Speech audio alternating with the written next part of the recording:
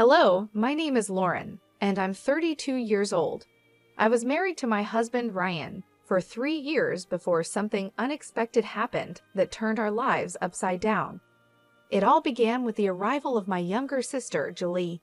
She's 3 years younger than me, and during our childhood, she was nothing short of a bully. Julie had inherited my mother's striking features, sharp facial structure, slim figure, and piercing blue eyes. Meanwhile, I took after my father with brown eyes and a softer, fuller body. Growing up, I struggled with my weight and had to adhere to strict diets to maintain a healthy shape, whereas Julie stayed effortlessly slim without any such efforts. Our relationship as teenagers was strained, to say the least. Julie always thought she was better than me and made sure I felt it. But I wasn't one to be easily pushed around. Our arguments often escalated into intense fights, far beyond typical sibling rivalry, and our parents frequently had to step in.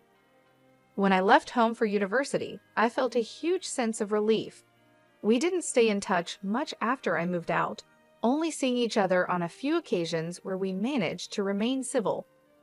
One day, as I was finishing up work at the office, I received a surprising phone call from Julie. "Hey Lauren, it's Julie." "Julie, hi, what's up? It's been a while." "Yeah, I just got a job in Texas, but I don't have a place to stay yet.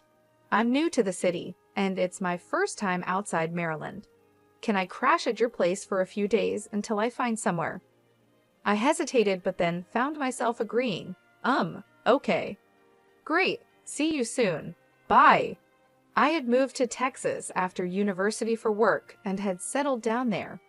Even now, I'm not entirely sure why I said yes to her request. Julie was still single at the time according to our mother. She hadn't found the right man yet, so she chose to stay single. When I got home, I told Ryan about the situation, and his reaction was pretty laid back. "As long as she doesn't cause any trouble for me, it's fine. We can set up the guest room for her," he said. I never told Ryan about the troubled relationship I had with my sister, Julie. To be honest, I was too embarrassed to bring it up. I wanted to leave the past behind and never mentioned it to anyone.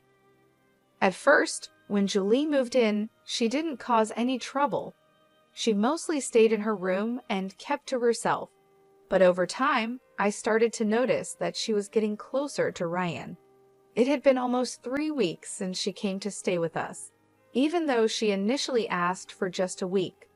I knew how hard it could be to find a place in the heart of the city, so I couldn't just ask her to leave. One day, I came home and found Ryan and Julie sitting comfortably on the sofa, chatting and snacking together. It caught me off guard because it was the first time I'd seen them spending time together like that. Ryan usually came home late from work, so it was surprising to see him there early. "What's going on, guys?" I asked. "Hey, Lauren, Julie and I were just talking about our college days. Your sister is really fun," Ryan said with a grin. I smiled and nodded, trying to hide my unease. I was actually thinking maybe Julie should stay with us instead of finding another place, Ryan suggested. "We have a spare room anyway, but she's worried you might not like the idea." "If you're okay with it, then so am I replied. "She's my sister, after all." "But Ryan, how come you're home so early?"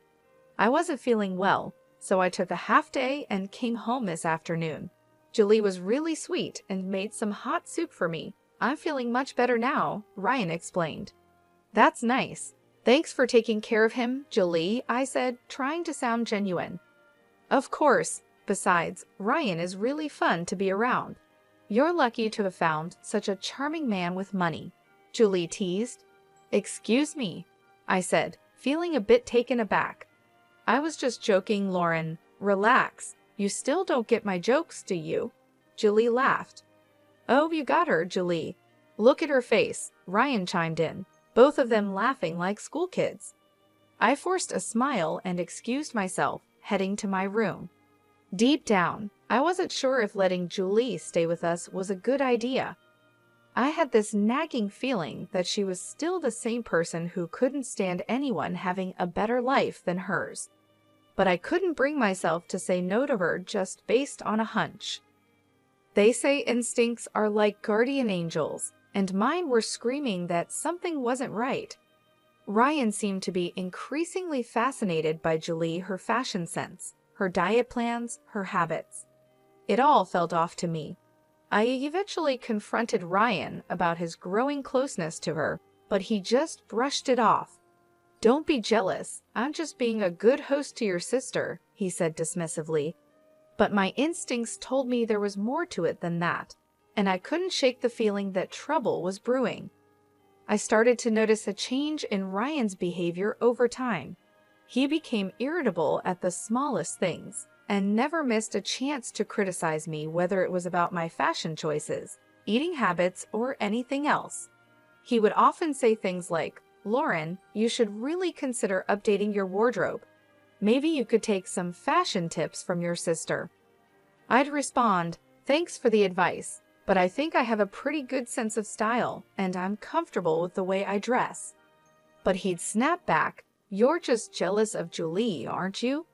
She's only 3 years younger than you, but she looks so much more youthful and attractive. Looks like you're too fascinated by my sister, aren't you?" I'd reply, feeling the sting of his words. "Damn, I think I married the wrong sister," he once joked, but there was an edge to his voice that made it clear it wasn't just humor. I shot him a look of frustration, but he just shrugged it off. "Come on, I was just kidding. Relax, honey." His so-called humor felt like a constant jab, and it didn't take long for Julie to join in. Together, they made me feel like an outsider in my own home. The situation escalated 2 weekends when I was getting ready for an office party.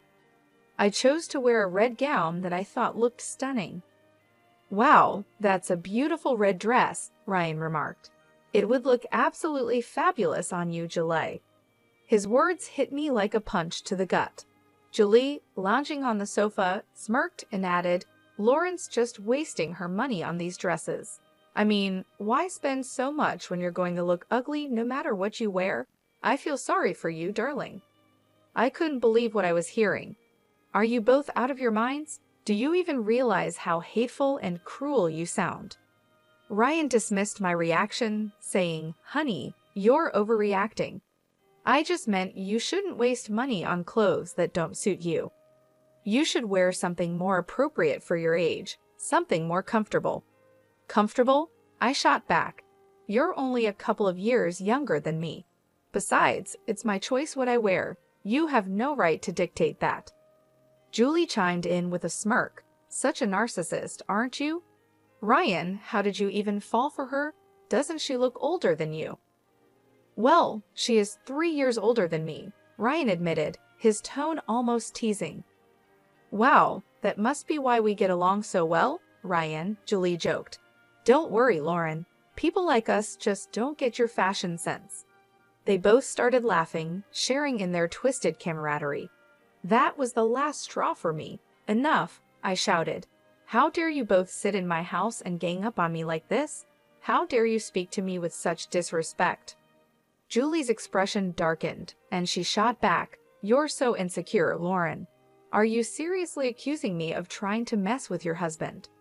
"Don't you dare twist my words," I warned. "I'm not like you, desperate and willing to do anything to get what I want." The tension in the room was palpable, and I knew that things would never be the same.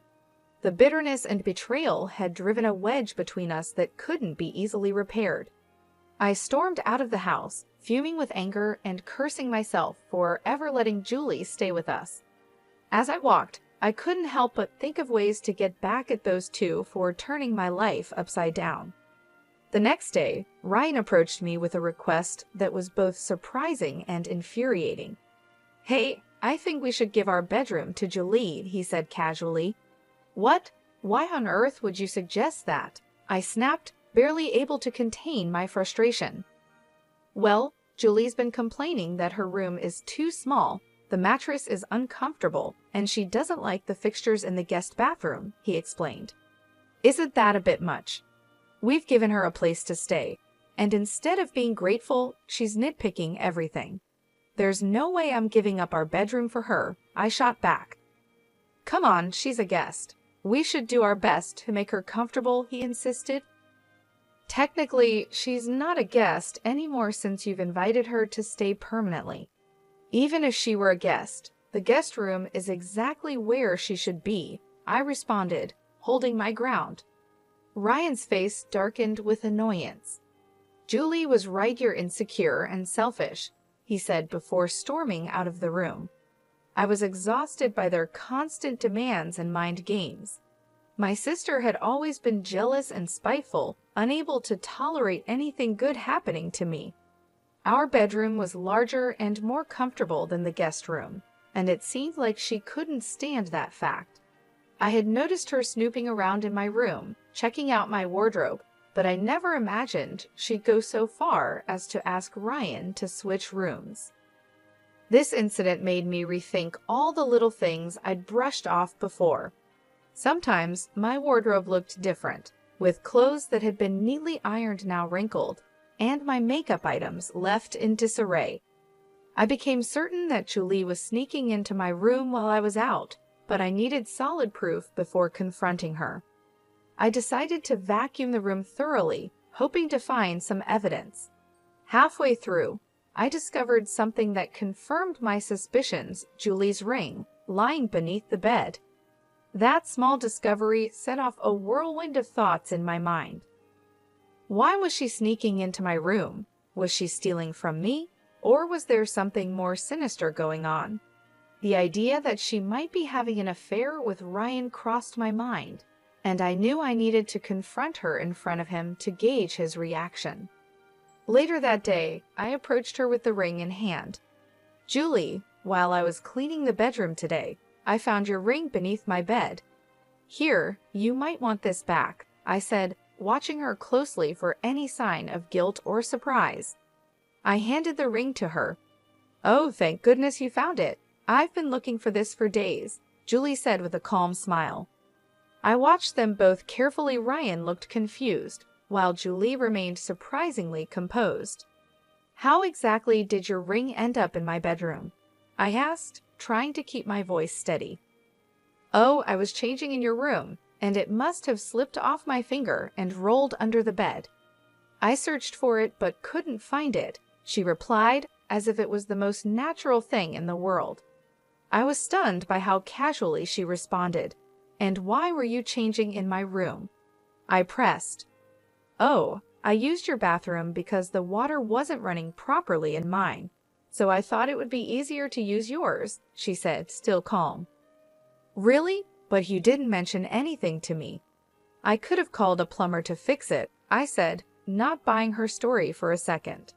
Before Julie could answer, Ryan cut in. Come on, Lauren, why are you making such a big deal out of this?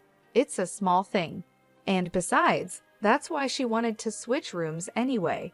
I'll call the plumber and get it sorted. Julie had always been a master at lying, even when we were kids.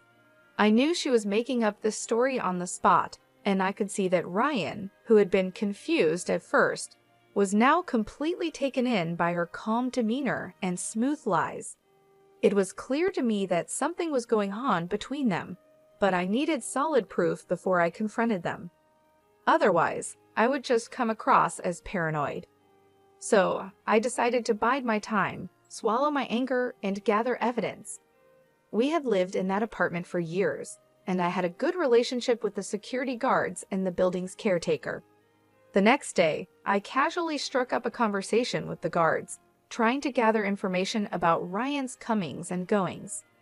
To my surprise, one of the guards told me that Ryan came home every afternoon and then left again before evening. That piece of information was the missing link I needed. I was shocked he was taking breaks from work to come home and spend time with Julie, only to return to the office as if nothing had happened. It was infuriating, but I didn't let my anger show. Instead, I began to plan my revenge on both of them. Sleeping in that bed, knowing what had been happening behind my back, made my skin crawl. But the thought of exposing my sister and my deceitful husband kept me going. I knew I had to be smart about it. I devised a plan to finally confront them. I called my parents-in-law and invited them over for lunch, telling them that Ryan had been promoted and I was throwing a surprise party to celebrate. I'd offered to pick them up the next day in the afternoon, so we could all arrive at the house together. Little did they know, this was all part of my plan to reveal the truth and take back control of my life. I considered calling my parents to witness the shocking scene that was about to unfold, but I hesitated. I was worried my mother might accidentally tip Julie off, so I decided to keep them out of the loop. The next afternoon, I called the security guard of our building. "Hi, this is Lauren from apartment 255. I can't seem to reach my husband, Ryan. Did you see him come home this afternoon?" "Yes, he just arrived a little while ago. Do you want me to pass a message to him?" the guard replied. "No, that's okay. I'll try calling him on the landline." "Thank you," I said before hanging up. I quickly drove over to my parents-in-law's house to pick them up. "Hey, come on in," I greeted them with forced enthusiasm. "Lauren, why did you plan a surprise on a weekday?" Teresa, my mother-in-law, asked curiously. "Well, Ryan called in sick today because he wasn't feeling well, so I thought a surprise party might cheer him up. He'd love to have you both here to celebrate with him," I explained, trying to keep my voice steady. "Oh, I'm so happy for him," Teresa replied, smiling. I hurried them into the car and drove back to our apartment as quickly as I could. When we arrived, instead of ringing the doorbell, I used my keys to unlock the front door. I turned on my phone's camera and told my in-laws that I wanted to capture Ryan's reaction to the surprise. The living room was empty, but I knew exactly where to find them. I led my parents-in-law quietly toward the bedroom, motioning for them to follow me on tiptoe. When I opened the bedroom door, the sight that greeted us was exactly what I had feared. Ryan and Julie were caught in the act, frozen in shock at being discovered. Ryan's face turned red as he yelled, "You filthy pig! What are you doing here?" Calmly, I replied, "I'm not alone." I stepped aside, revealing his parents standing behind me, their faces twisted in horror. Ryan and Julie scrambled to get dressed, while Ryan desperately tried to explain.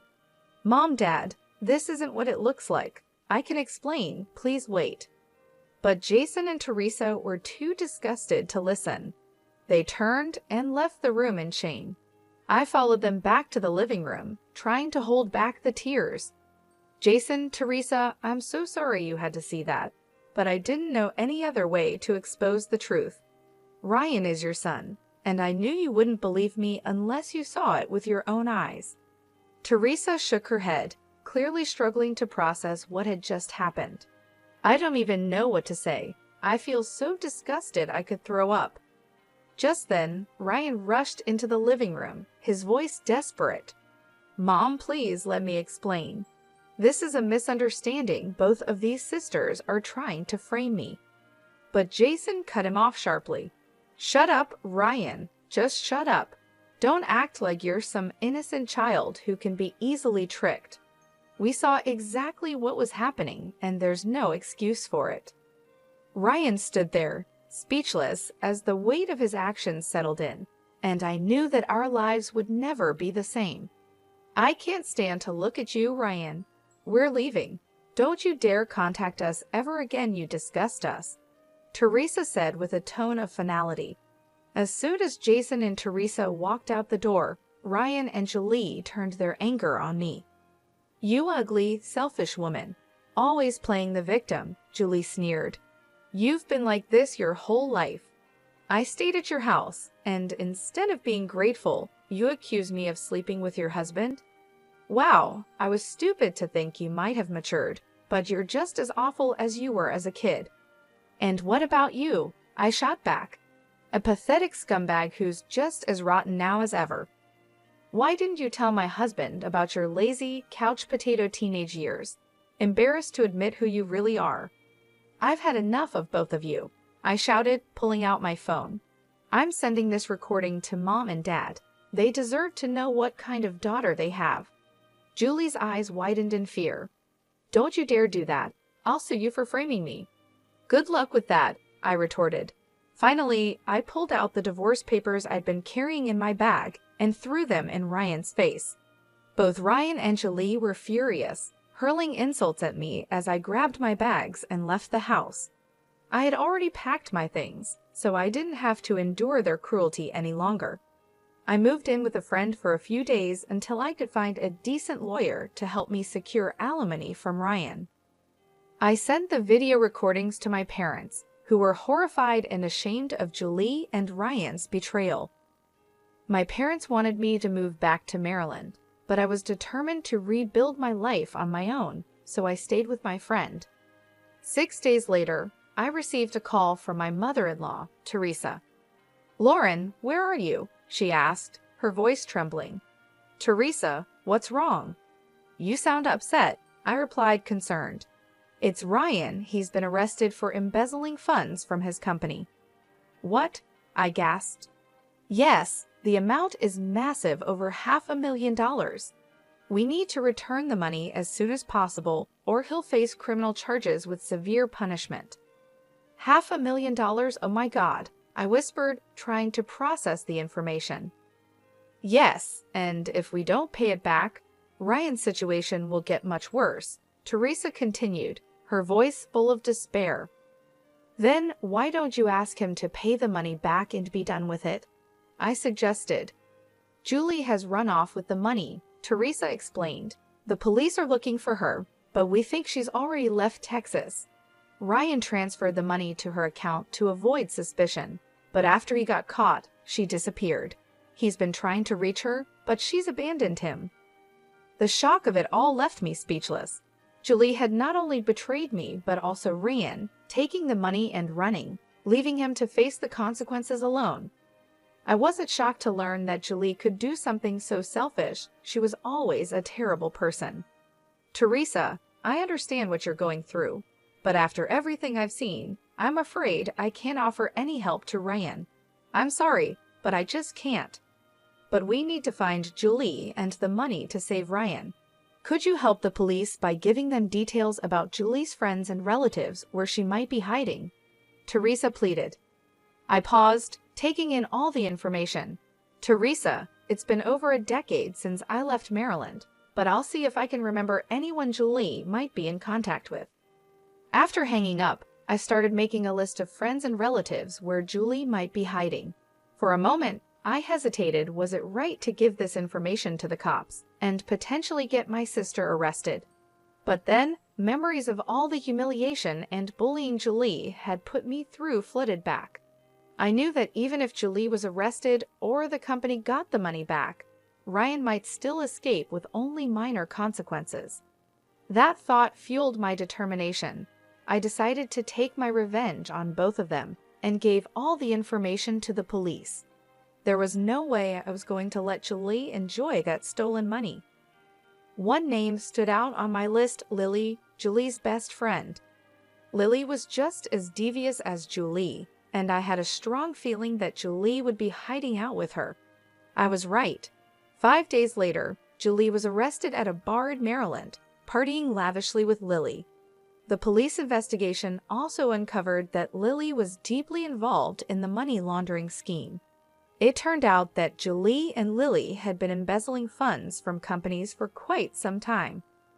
Ryan, being a newcomer to their schemes, was charged with lighter offenses and was released on bail after a few months. However, Julie and Lily faced much more severe charges. My parents, disgusted by what Julie had done, refused to bail her out. While all of this was unfolding, I filed for divorce and alimony from Ryan and Julie. Since both were in jail, they had to pay the alimony from their savings.